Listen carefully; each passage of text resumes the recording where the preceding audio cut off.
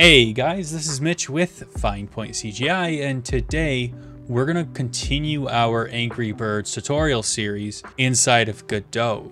So we're going to be adding in a new shot arc like thing. So basically when you pull back, it's going to show you your shot arc. We're going to go ahead and add in a small score system. We are going to go ahead and add in a pop-up window for when the player wants to or has completed the game. It'll show them the number of stars that they've won, and it will go ahead and allow them to restart and start the next level.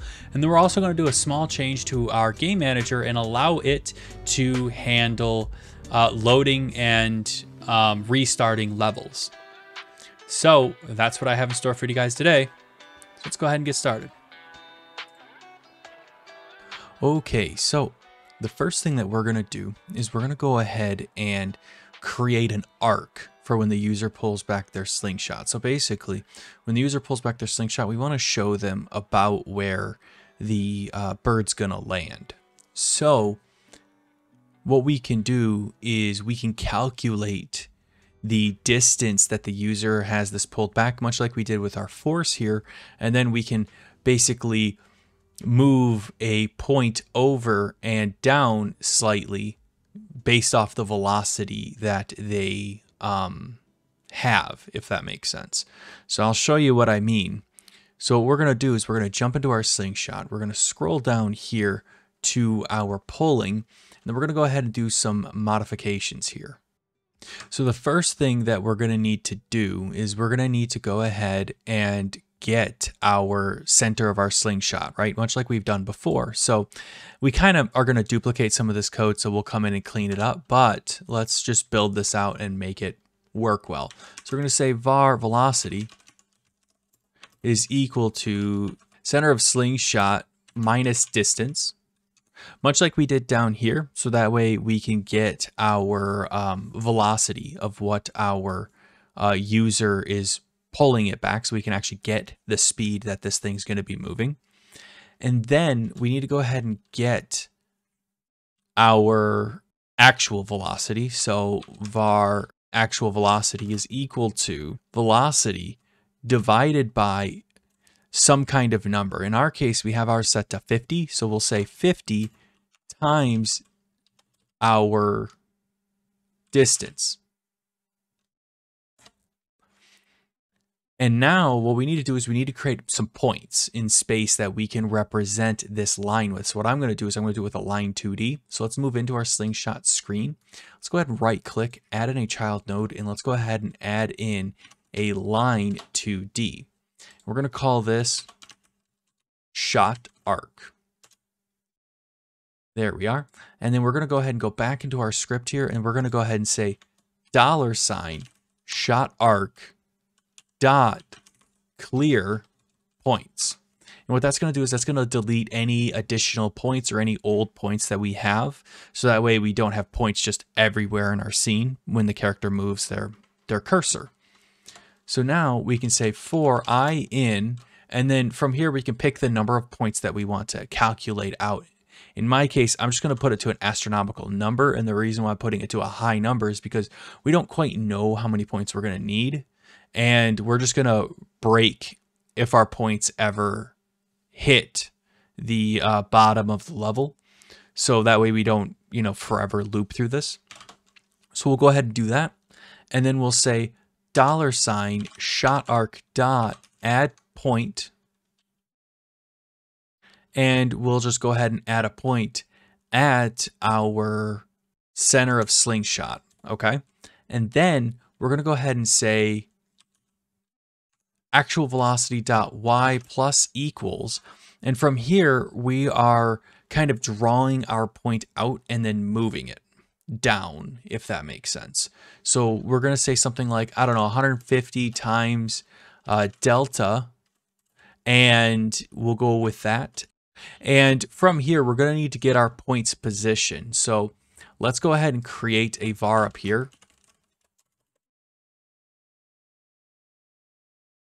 And their initial point is going to be our center of slingshot. So we'll say center of slingshot. And we'll say point position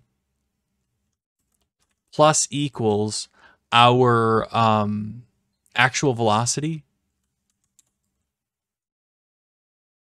multiplied by delta. And what that's going to do is that's going to move our, oh, I'm missing my plus, there we go. And that's going to move our position over and down, if that makes sense. So to explain this a little further, if I open up Paint here, because Paint's my favorite tool, if you have the center of slingshot here, right? What we're doing is we're saying we're getting the distance between where the user's pulling. So let's say the user's pulling from right here. We're getting this distance, and then we're saying, okay, now we know that the vector between these guys, we're going to need to put a point here, and then we are going to take that velocity and minus it, and then we're going to take that velocity and minus it. And that's literally what we're doing until it hits our ground floor like this. And that's how we draw our line.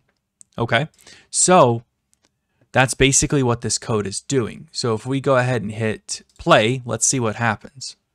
So we pull back and we've got nothing, which is always a good sign. So let's take a look at our code and see what we're doing wrong here. I figured out my issue. So we need to actually make this our point position, not our center of our slingshot. From here, we need to make sure that our points don't go on forever in space. So what can happen is since we have 5,000 points, you can get Godot in a weird area where it's just continuously calculating these points and it's just kind of bailing out. So we need to go ahead and tell it, hey, it's okay to just kind of bail out early, right? So we can say, hey, if our point position dot y is greater than our, and in my case, I'm just going to go $shot arc dot position dot y, but you guys could make an object specifically for this, so that way you can have a little bit more flexibility. But in my case, I'm just going to do this, and then we're going to go ahead and break out of this loop here. And what that's going to do is that's going to allow us to draw our points before we get to 5,000, if that makes sense. And if you go ahead and draw this back, you'll notice that our arc, while it's doing kind of what we want, it's going in the wrong direction. See that? So we're going to have to do some modifications here. So let's go ahead and hit close and let's look at this real quick. So it looks like we're just going to need to multiply this by -1. So let's go multiply -1 and multiply this by -1. And that'll go ahead and just flip it. So that way we can see our arc. And I also noticed that our arc isn't perfect. See how it didn't quite match up with what we had, right?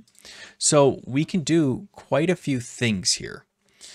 150 is correct. This is the correct value for our velocity calculations. That's the speed of gravity inside of Godot's physics engine.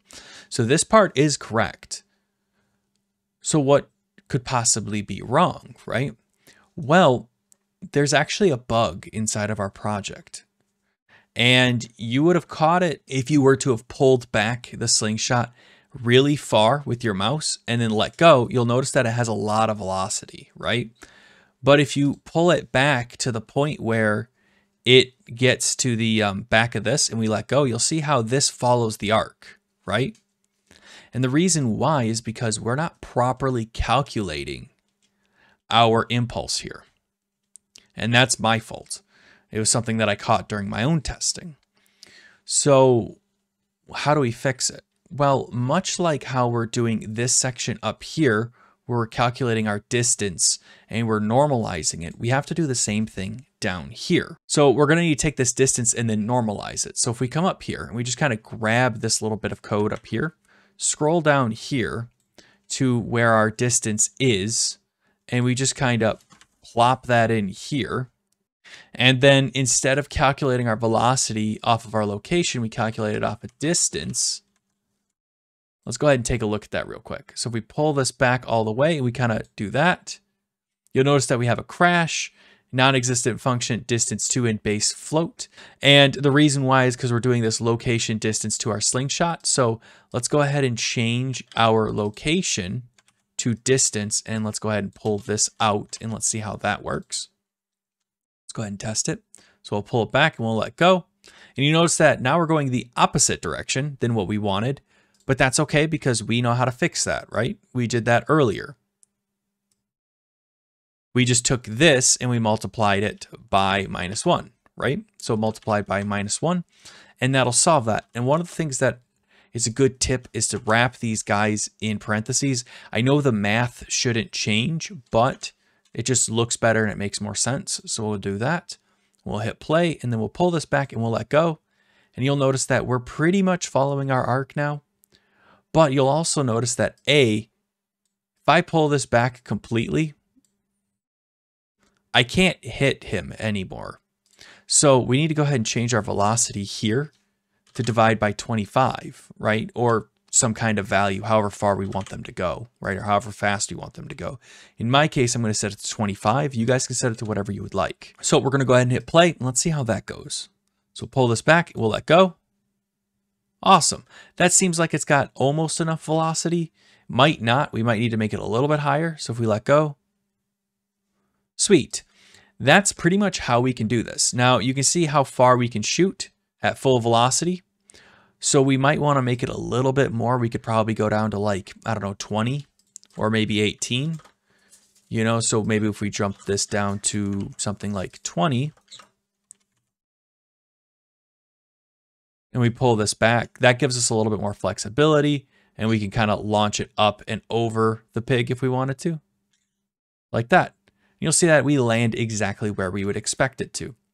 So that's awesome. And that seems like it's going to work. Now you'll notice one other thing is our arc stays even after we have our bird has despawned. So let's go ahead and solve that. So when you throw your bird, we're going to come down here and we are going to clear our points. So you'll see how we do our math to throw our bird. So else $shotarc.clear points, and that should fix this issue. So we'll go ahead and pull this back and we'll release, and you'll see that our arc disappears. Perfect. Now, the next big thing that we're going to do is we're going to add in score to the project. So that way we can keep track of the score that the user gets and give the user something to kind of push for, right? Because they would want to have like the high score or something like that, right? So what we're going to do is we're going to open up our game manager, and let's go ahead and add in our score here. So we're going to say var score is equal to 0. And that's just going to give them a 0 score at the beginning of every level. And that will allow us to kind of, finagle around and have them have a score. So now we need to increment that score, right? Well, how can we do that? Well, make it so that every time that they do damage to something, they get points. So let's go to our pig here, and let's scroll down and open up our pig GD script. Let's go ahead and go down to where he gets damage, and let's go ahead and make that damage increase your score. So we'll go ahead and say game manager dot score is equal to damage. And then we're going to basically just copy and paste this throughout our code. So we'll go ahead and do that on our pig, and we'll also go ahead and do that on our bricks. So we'll go to our brick, and then we'll scroll down to where the damage is, and we will paste that. And now we need to have a way to display their damage that they've done or the score that they've gotten. So what we can do is we can go ahead and create a scene specifically for that for our interface. So we'll go ahead and create a new scene, and we will make it a user interface scene. And we're going to call this interface controller, and we'll right click on it, add in a child node, and add in a rich text label here. And we'll go in here and we'll say score. Now if we kind of scroll in here and pull this out, we'll just put it somewhere in the upper right hand corner. And actually I'm going to go ahead and put it like this and say score with a colon. And we'll name this one score label. And then we'll go ahead and duplicate this and call this score value. And we will drag this over and we'll just kind of extend this out to a pretty large value here. So we can just say something like 1,000. Okay, we're going to go ahead and save that as interface controller. Now I'm going to need to actually put an interface controller script on here. So let's go ahead and attach a script and call it interface controller. That way we actually have some script here that we can work with. So we'll come in here and we'll say func set score, and we'll go ahead and say $ score value dot text is equal to game manager dot score. There we are. And that will allow us to set our interface's score to our game manager score.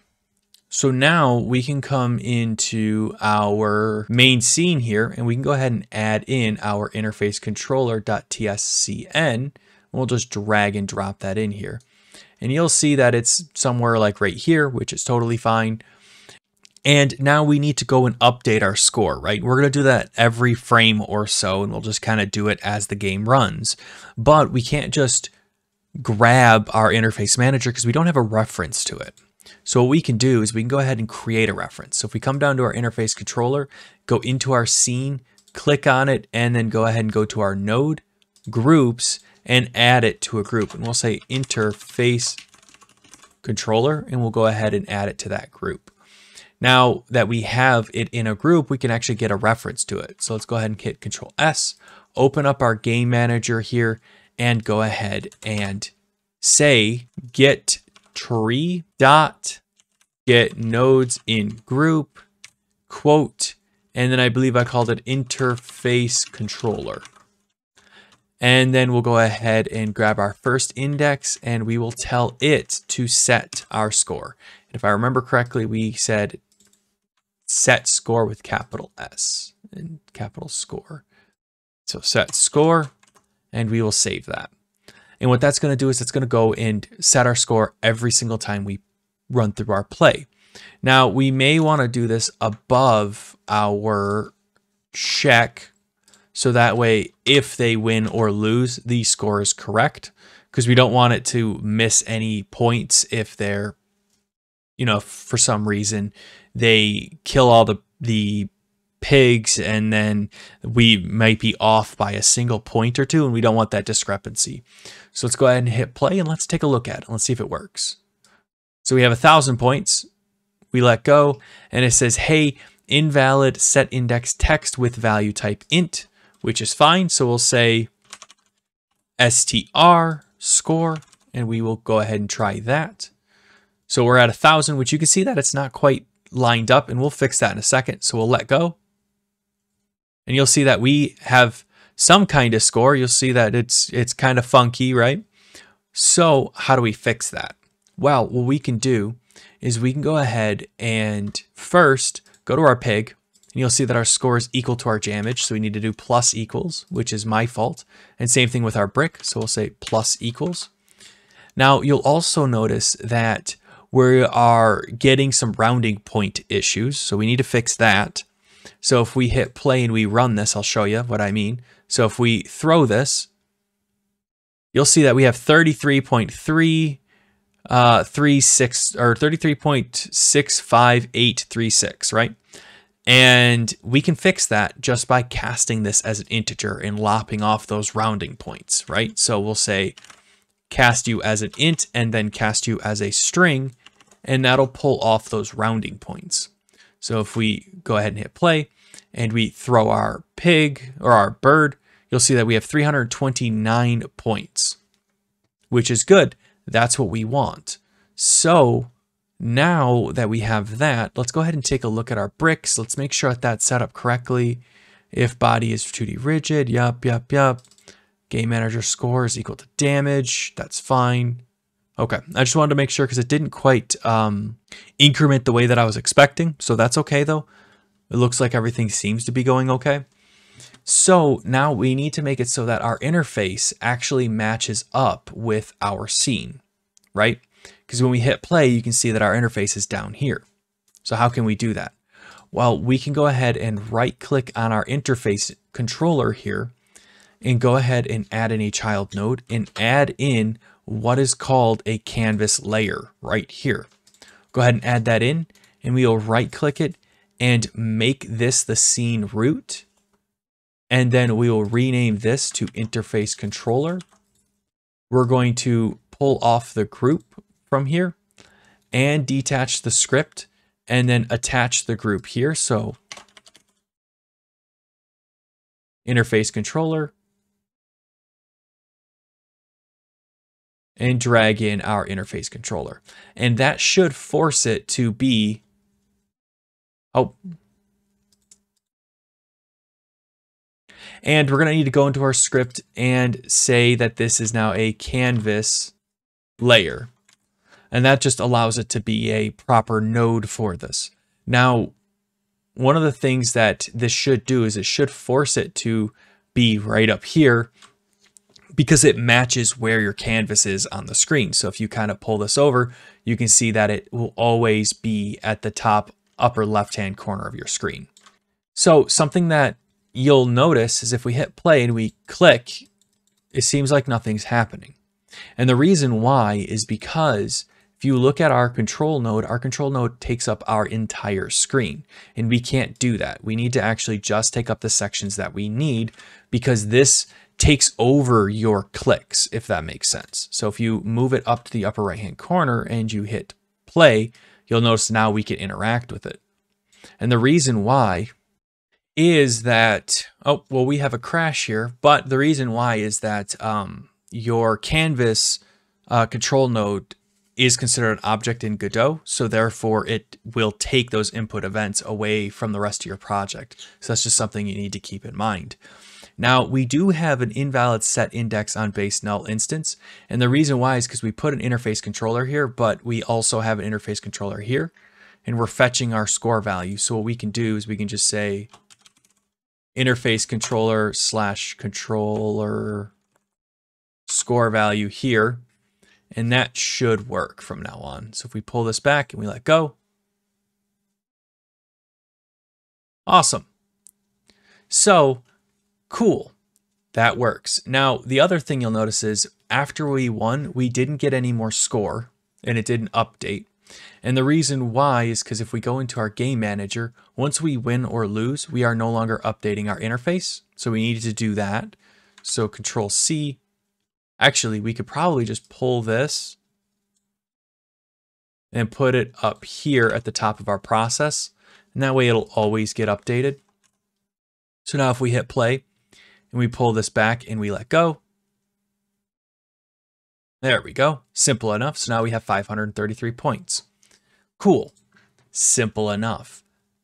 So now that we have this, how can we make it so that it pops up, tells them their score, and says, hey, you've got 3 stars or 2 stars or 1 star, right? So the first thing we're going to do is we're going to go to our interface controller here. We're going to right click and add in a pop-up node. And a pop-up is going to allow us to pop up, hence the name, a dialog box. Now you're not going to see it right away because Godot makes it invisible by default. So we'll go ahead and turn it on. And let's go to layout and let's go ahead and center this like that. So now it is perfectly center. Now what we need to do is we need to expand this. So let's go ahead and go to rect and let's go ahead and go to size and say something like 300 by something like maybe 500. And then let's go ahead and recenter this. So center, and that'll kind of center this out. Now we might want to make it a little bit smaller on the y-axis. So we'll go with 400 maybe, and let's recenter this. There we go. I think that'll work. And now what we can do is we can go ahead and right click on it, add in a child node, go ahead and add in a panel. We're going to go ahead and make that full rect, which will make that whole panel have a darkness to it.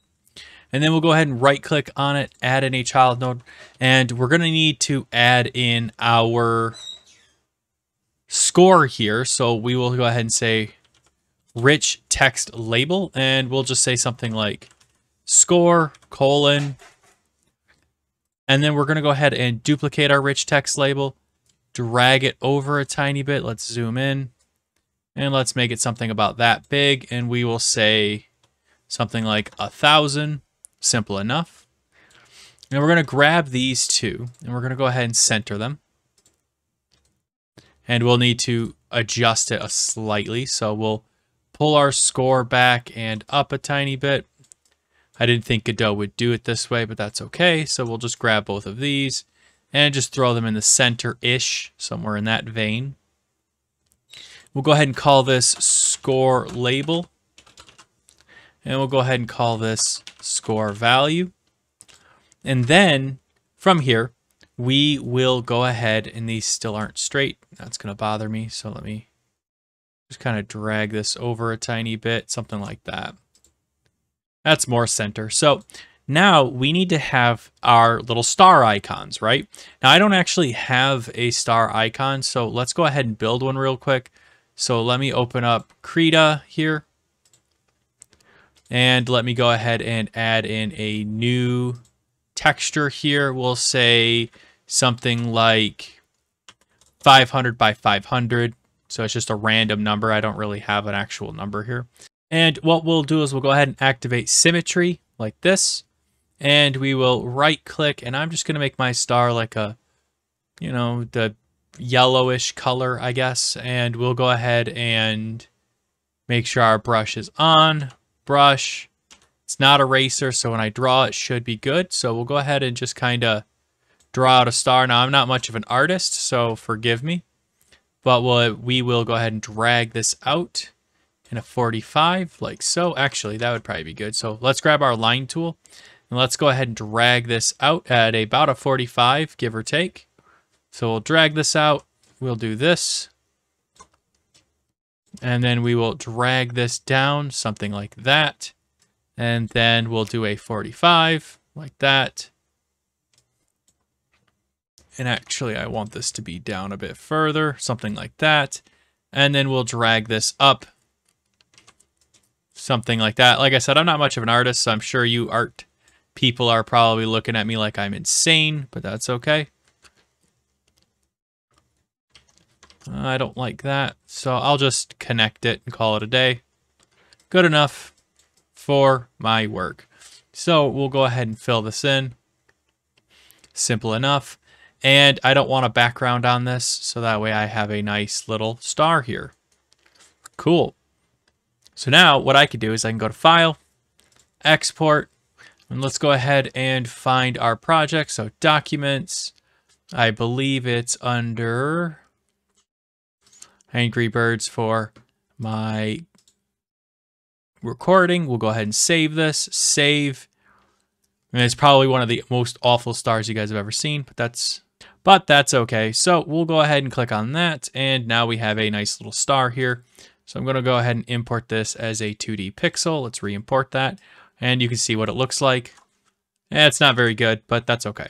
So what we can do is we can right click on our pop-up, add in a child node, add in a texture rect here. And we're going to go ahead and make it, I don't know, about that big. And let's make it our star here. And we'll go ahead and expand it so that way it matches. And man, I really don't like that star. I'll have to fix it. So we'll have to put this down here like this, and we will duplicate it, drag it over, duplicate it, and drag it over. And we're going to kind of just center this a little bit, something like that maybe. Let me drag this over just a tiny bit. I'm going to struggle with this. There we are. Good enough. And then we need to make it so that the pop-up pops up first. And then we need to make it so that these stars actually are reactive based off your score value, right? So first things first, let's hide our pop-up. Go to our interface controller and let's go ahead and create our pop-up. So we'll say func pop-up level completed. And we will go ahead and tell our pop-up. So $pop-up dot show. And that's going to go ahead and pop up our pop-up. So when the level's completed, so we now have this, we can go into our game manager and say, okay, if our interface controller is part of our group, which in our case it is, so we'll say get tree dot get nodes in group, quote, interface controller. And then we're going to do our little array here. So we'll pull this back, our first element, which is our interface controller, dot pop up. And I believe that's how we spelled it. Let's double check. Pop up level completed. So we'll grab that. Go back to our game manager, pop up level completed. And on our loss, we'll do the same thing, pop up level completed as well. And that should about do it to get our pop-up to happen. So if we go ahead and run this, we pull this back and we kill our little pig guy, we got ourselves a pop-up. Simple enough. So now we need to be able to tell it what score they had, and we need to be able to set and reset. So go to our next level and go and replay our level. We also should have a win or loss statement up here, right? So let's do that. So we'll open up our pop-up. Let's go ahead and grab our score label and our texture recs. Let's pull them down. And let's go ahead and add in another rich text label. Let's make it nice and large. And we'll say you won or you lost, right? So what we can do for this is we can actually go into our little pop-up here and we'll pass in a win, comma, score. And then we'll say, let's go ahead and set our score value equal to, and we will pass in our score here as a string. And then if win, then we're going to set the rich text label here, which will say win/lose. We'll tell that, oh, I actually can't use the slash, so we'll just say win/lose. If they win, then $ pop up /win lose dot text is equal to you won, exclamation point. It looks like we got a small problem here. We actually need to put text. That's my fault. And then we will say else $pop up dot win lose dot text is equal to you lost, exclamation point. Cool. So now, as long as we do this correctly, it should all work out pretty well. So we're going to go into our game manager and we're going to pass in pop-up level completed, true because they won, and then their score. So we'll pass in our score.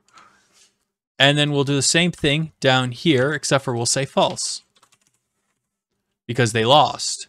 So now when we draw this back and we fire off, you won, and then it passed in their score. Now you'll see that we're running into that same problem where we need our score to actually be an integer. So let's go ahead and do that. So we'll go ahead and go interface controller, score int, and then that will go ahead and solve that. Oh, and I need to do an additional little end brace there. There we go. Simple enough. So now when we pull this back, bang, they won. There's their score, 1,200 points. And there we go. They got, in this case, 3 stars, right? But now we have to go ahead and determine how many points they need to actually get the stars. So what can we do to do that? Well, what we can do is we can say, hey, if score is greater than something like 20, let's say, then they go ahead and show that star, right? But what if we want to make it pop up, right? Instead of just kind of appearing and existing, what if we wanted to make it kind of slide in, or, you know, then we can just go ahead and say $texture rect dot show. And then we can say if score is greater than, let's say, 50, then we'll say $popup texture rect 2.show. Then we'll do the last one. If score is above 100, then $texture rect 3.show. There we go. And now if we just quiet these guys, hide our pop-up, that should allow us to show our score. Now, something we should do is do it under 1 instead of doing it under both, because we don't want them to get stars if they lost, right? So we'll go ahead and do that. That should do it. So we'll go ahead and hit play. We'll pull this back. We'll launch. Boof. You won. You got 1 star. Simple enough. Now, you'll see that they got 48 points. So if we go ahead and fire and shoot off, 53, 62, we got 2 stars. Simple enough, right? Now, what if we want this to be a little bit more fancy, right? Well, what we can do is we can do maybe some tweening, right? So if we right-click on our interface controller and we go ahead and add in a child node, add in a tween, we can actually go ahead and use that to tween our stars. So go ahead and hit the script here. And actually, I think I'm going to change this to star 1, star 2, and star 3. Whoops, not 4. 3 stars. There we go. And we'll go ahead and change these to star, because I just prefer having it be star 1, star 2, star 3. I think that just looks better. So we'll go ahead and just refactor that real quick. And what we can do now is we can say, okay, I want to tween these guys so that they kind of up here, right? So $tween.interpolate property. And they're going to ask us for an object. So let's go ahead and give them an object. Let's say star 1, comma, and we need to pass in our property. So in our case, if we look at our stars, we look at our rect and we go to size, you can see that it has a thing called property rect size. And that's what I'm thinking I'm going to do. I'm going to scale it up so that it's the proper size. So we're going to go to what looks like 85 for all of them. So you can see right here at full size, it's 85. So I'm going to go ahead and go rect underscore size, comma, and our initial value is vector 2, 0, comma 0, right? And then the value we want to go to is vector 2, and I believe we have it set to 85. So we'll go ahead and do that. So 85, 85. And then we have to do duration. So in my case, I'm going to do it in 0.5. So a half a second, comma, and then we now have some tween styles here and options. So we're going to go ahead and do, I think I'm going to do tween.linear, comma, and we will do ease in out like that. And now I'm basically just going to grab this and duplicate it a few times. So we're going to go ahead and do this, paste, and then this one, paste. And then we're going to go ahead and say pop-up star 2 and pop-up star 3. So now when we run this, we pull it back and we fire, you won, you got 1 star, and it doesn't look like it's tweening. Oh, that's because we forgot to do start. So we'll come down here, we'll hit enter, we'll tab and say $tween.start. And that should make them actually run, because before they weren't running. So let's go ahead and try that. So we'll fire them off. All right, that did not do what I expected. So I wonder if, let me see, in our game manager. Okay, so it already fired off our win state, but it keeps running it again and again and again. So it keeps reinitializing our tween. That's what's going on. So we will say var has popped up. I guess P-O-P-P-E-D, I think. And we'll just come down here and we'll say, hey, if has popped up, not has popped up, then we can go ahead and do this. I think that'll work better. And then we can say has popped up is equal to false. And then we're basically just going to do the exact same thing here. So we'll just say has popped up. And then we will just say if not has popped up. Then go ahead and do this. And in the future, we're going to need to reset this value. So we'll just come into has popped up and we'll say on game start has popped up is equal to true, is equal to false, because these guys need to be true. This is my fault. There we go. So now if we go ahead and rerun this and we pull this back and we fire it, let's see what that does. There we go. It expands like we expected. We got 1 star. And it's working the way we expected. So the last major thing that we need to do is we need to go ahead and set up our 2 buttons for resetting our level and going ahead and loading our next level. So what we need to do is we need to go into our pop-up here, and we need to actually add in our 2 buttons. So we'll add in a child node, and we'll go ahead and add in a button, and we will make it bottom right-hand corner. So we'll go ahead and say bottom right, and we'll go ahead and pull this up something like that. And let's go ahead and do the same thing with our button 2. We'll just pull this and say bottom left, and let's make it something large like that so that they're similar in size. And we will put text on 1, next level, and restart level. And then we'll go ahead and name this next level button, and we'll name this one restart level button. So now we're going to take this one, we'll click node, we'll go to signals, and we'll say on button down, and we'll attach it to our interface controller. And then for restart level, we'll do the same thing, button down on restart level. Now, in my case, I'm going to want to do some fancy coding here. So I want to make this a little bit scalable. Instead of me just saying, hey, go ahead and load the next level, get tree, load next level, right? I don't really want to do that because that will not allow us to have a flexible system. So instead, I'm going to tell the game manager to do that. So we'll go to our game manager and we'll go ahead and do a little bit of fancy coding here to make this a scalable system.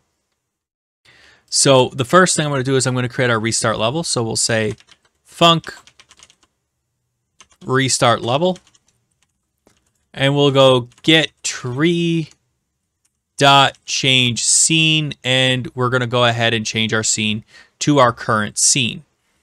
But instead of just saying change scene, quote, and then our path to our scene that we want to change, instead, let's go ahead and make our stuff scalable. So let's scroll up to the top and let's go ahead and make a variable called levels. And we're going to make that equal to an array. And that array is going to be all of our levels. So we're going to say something like res colon / main scene.tscn. And we don't really have a second level. So let's go ahead and click on our main scene down here and control duplicate it, providing that it lets me.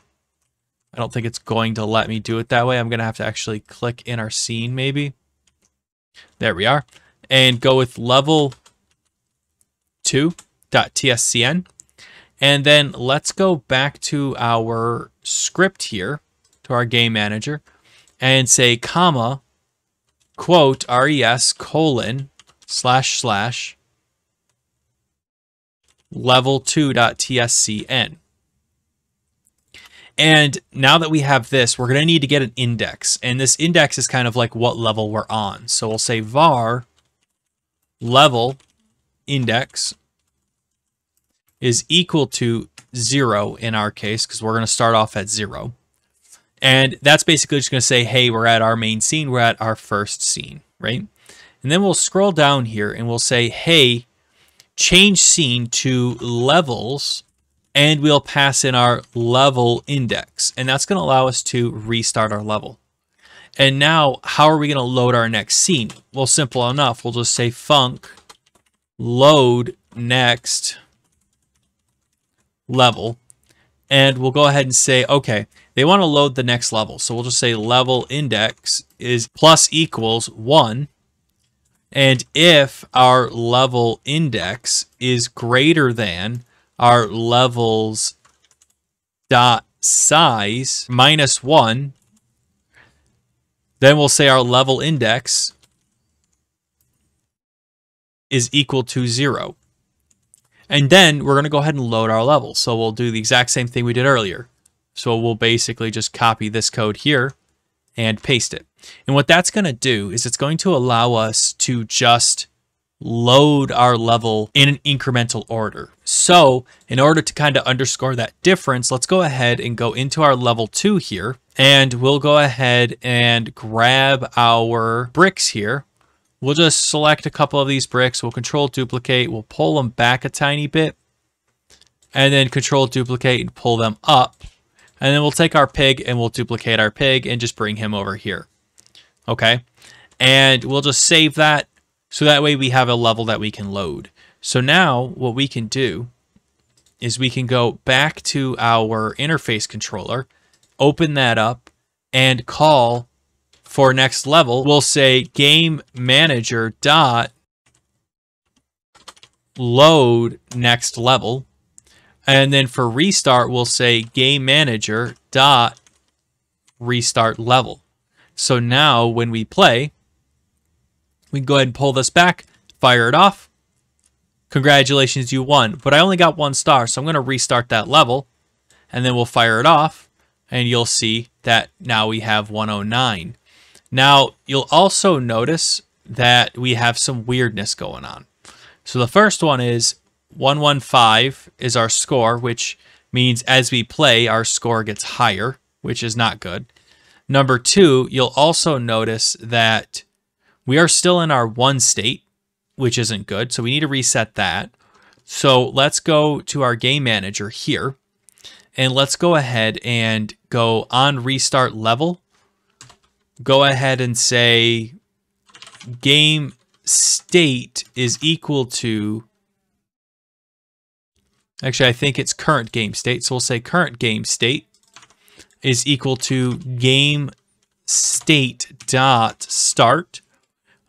And we're going to do the same thing down here as well. And actually, at this point, we're starting to get into, resetting our code here. So instead, what I'm going to do is I'm just going to say func reset game manager. And we'll go ahead and put that in. And then we'll say score is equal to 0. And then we'll pass in our reset game manager. Oh, I'm missing my brackets here. So we'll go ahead and grab this and we'll paste this in, and then we'll do the same thing down here, paste that in. We'll pull this back, we'll launch, we hit them, and I'm very poor at my own game, so let's go ahead and kill them off.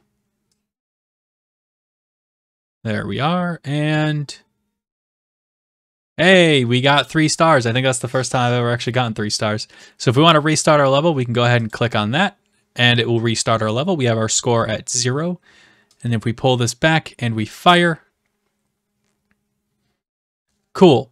So you won, score of 4, 0 stars. Click next level, and it will go ahead and load our next level. Now, one of the things that we can do, so we fire this off, we hit them, and we kill both of those guys, you'll see we won. And then if I click next level, it'll just load our first level again because it loops through our levels because we have our index resetting to 0. If we don't want to and there's no additional levels, we could hide that icon or something like that, and that would solve this problem. So that is all I have for you guys today. So we went over the process of adding in a nice visual indicator of where the user's going to get shot to.